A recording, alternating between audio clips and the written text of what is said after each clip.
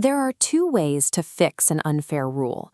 You can stand outside the building with a large crowd and ask for fairness, or you can walk right through the front doors, sit down inside the quiet halls of power, and write a better rule yourself.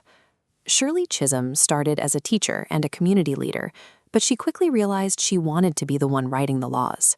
In 1968, she made history.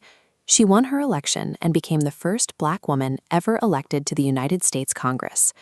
Locking into that specific room was highly intimidating. At the time, the people making the laws in Congress were almost entirely white men. It was an exclusive club, and she looked completely different from her peers. But Shirley refused to be ignored. She created a famous rule for herself. If they don't give you a seat at the table, bring a folding chair. She was perfectly happy to make her own space. Parents and teachers, pause the video here. Talk about a time when you weren't invited to join a game or an activity, and how you found a way to make space for yourself anyway. It requires intense bravery to walk into a room where no one looks like you. Shirley did it so the people in her community could finally have a voice in the government. When Shirley ran for office, she used a very specific slogan to tell everyone exactly who she was: unbought and unbossed. She showed she was unbought by turning down money from big corporations that wanted to control her decisions. She only answered to the people in her neighborhood, which meant she was free to vote for what was right. She proved she was unbossed by speaking her mind, even when the most powerful leaders in the building told her to stay in her place and keep quiet. Because she refused to stay quiet, other members of Congress tried to sideline her. They assigned her to the Agriculture Committee. Her opponents believed this was a punishment. Shirley represented Brooklyn, New York, a place full of apartment buildings and concrete sidewalks, not cornfields or tractors. They assumed giving her power over farming would make her irrelevant, but Shirley was incredibly clever.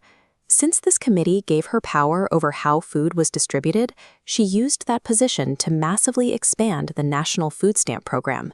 By connecting the food grown on farms to the hungry families in the cities, her work provided milk, school lunches, and basic daily nutrition for poor babies and children across all of America. Parents and teachers, let's pause again. Discuss what it means to stand up for your own values, even when someone tries to tell you to stop. She proved that a true leader doesn't complain about the tools they are handed. They look at those tools and figure out how to use them to deliver help to the people who need it most. In 1972, Shirley set her sights on the biggest job in the country, President of the United States. She was the first Black woman from a major political party to attempt a run for the White House, carrying her same values onto the national stage. Shirley was very smart. She knew that it was extremely unlikely she would get enough votes to actually win the job. She ran because she wanted to be a pioneer.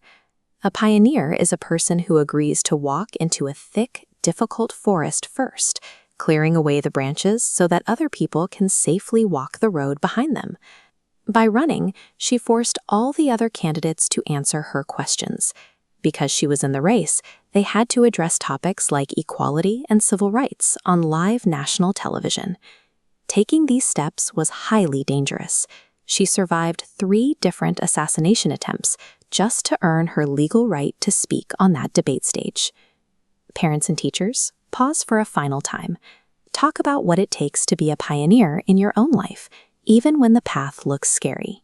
Shirley Chisholm pulled up a folding chair for herself, building a much larger table for every diverse leader who followed her. Her life changed the way we think about who can lead.